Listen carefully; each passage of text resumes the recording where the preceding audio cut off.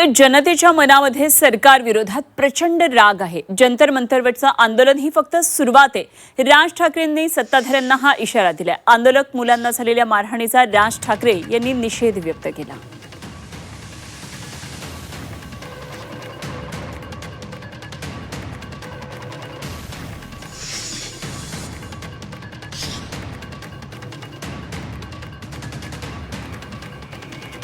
तर राज ठाकरेंनी आज पत्रकार परिषदेमध्ये अनेक महत्त्वाच्या मुद्द्यांवर त्यांचं मत व्यक्त केलं आणि जंतर मंतरवरचं आंदोलन ही केवळ सुरुवात असल्याचं त्यांनी म्हटलं.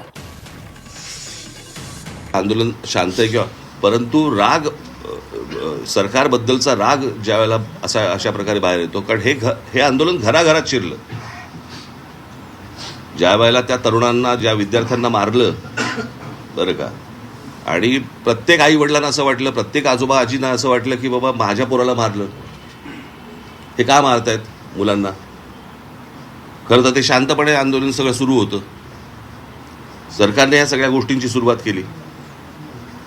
आणि मला एवढंच फक्त म्हणायचं, हे भाजपमधलंच अंतर्गत हे भांडण आहे आणि त्याच गोष्टी आता सगळ्या चव्हाट्यावरती येत आहेत.